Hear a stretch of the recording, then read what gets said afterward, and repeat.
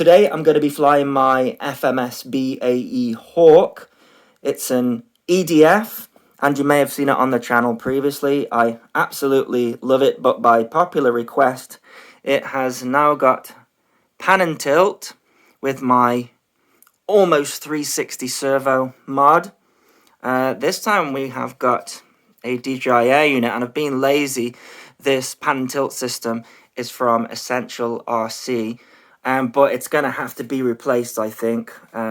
First of all, this servo here, it's a really weak servo. It's one that I've got. I broke my Metal Gear servo, but none of the servos actually screw nicely into here. So there's play on here, which I don't like, and there's not as much movement. Also, the cable might get in the way of the head tracking. If you want to know how to do this sort of thing, check out my Ultimate RC plane build, a similar type of thing. Yeah, this one's actually got a little bearing in the side there, but it's quite heavy.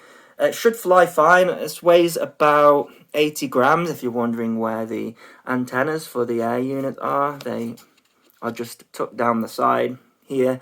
What I do like about this setup from Essential RC is that we've got the air unit and everything as a whole, so if there's a crash, we ain't going to get this wire separated and ripped out.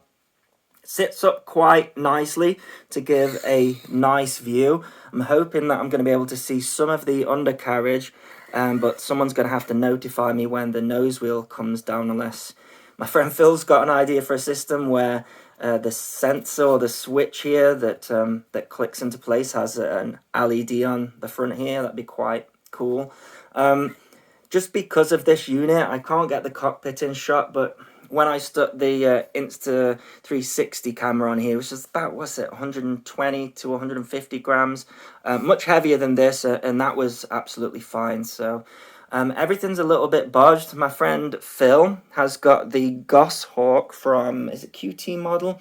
And he's got his cockpit in there. I've not gone for that, but what I have done is I have professionally installed this is an F7 flight control. It's the iFlight Twin G, and I've just got it connected up for telemetry. So there's Betaflight on there, and that can tell me what the battery voltage is of these big brick batteries here, 5,000 milliamp hour 6S.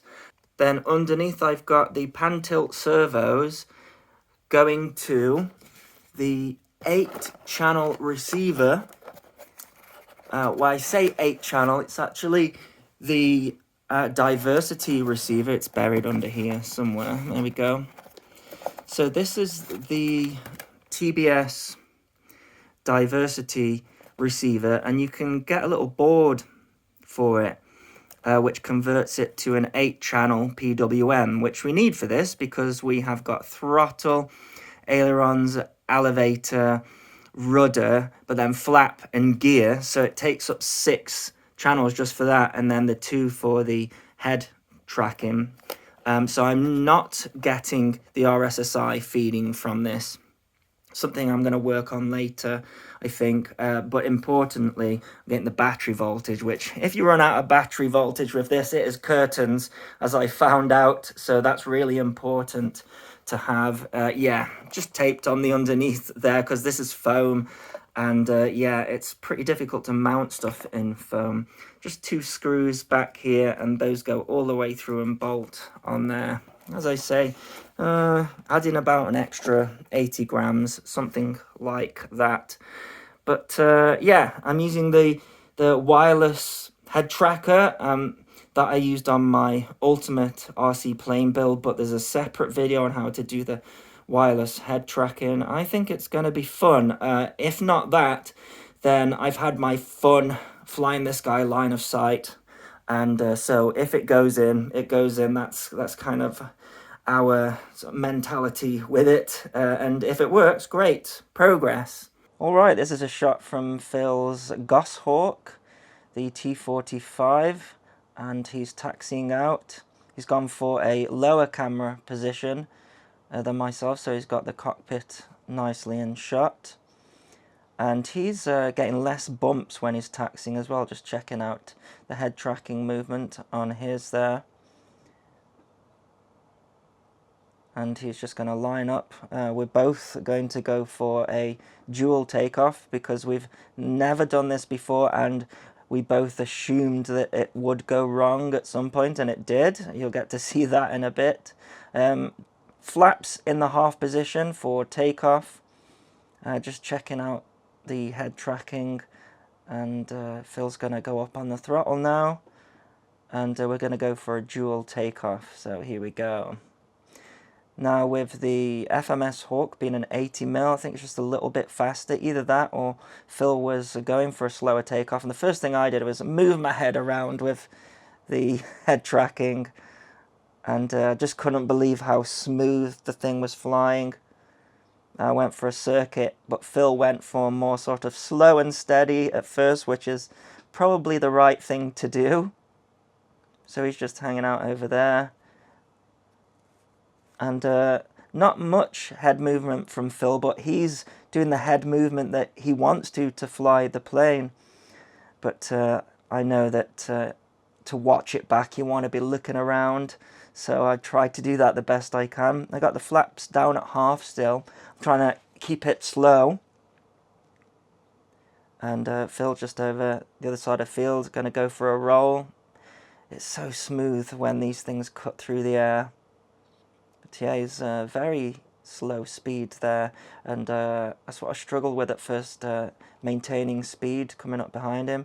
This was the first go at it, but I cut in too late and I got the speed wrong, so I'm going a lot faster than Phil, and he just sort of cuts out there. I'm putting the full flap down to try and slow down, and I almost got him, but then I powered up and he got a nice shot of me flying over the top of him there.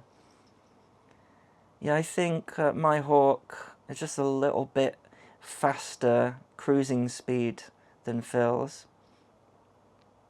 But a great shot over the nose there. And then Phil managed to get behind me, keeping a nice safe distance. I don't like to do that.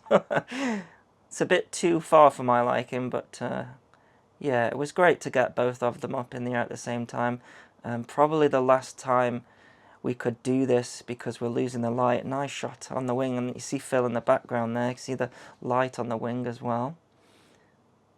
So this is me trying to come in for a low pass.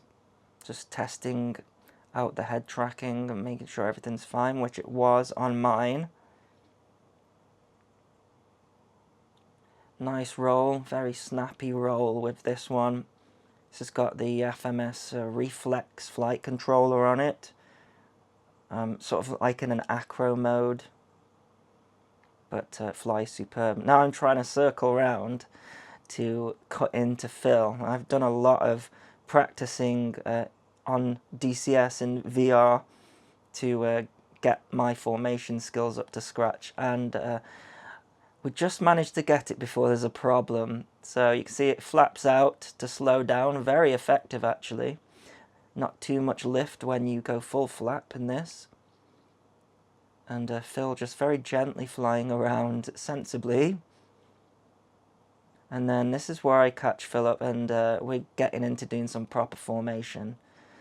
So, you know, we want to be like just a couple of feet away. And yeah, it was, for the brief second I got it, it was superb. Look at that. How good is that? But then Phil looked to the side and his camera did this. And he dived straight away. He had a faulty servo. He managed to fly it away from the footballs. But look at his servo just going round in 360, and then sadly a crash. And that was it. That's the T-45 written off, sadly. But yeah, I actually recorded some live audio for the landing, so let's go to that. Just check to see if my fronts come down. Yeah, good, yeah. Okay, we'll try go for a landing.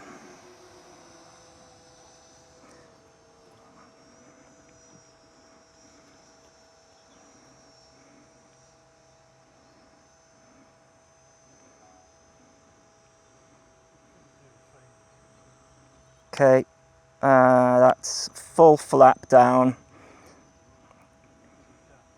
Feels a little bit fast. Can hear my beeper going though, so. Fine, the approach is good. It's good. Flare, hold it, flare, flare. Nice, good. Rainy there. My front light, it's that dark, my front light's lighting the grass up now. Yeah.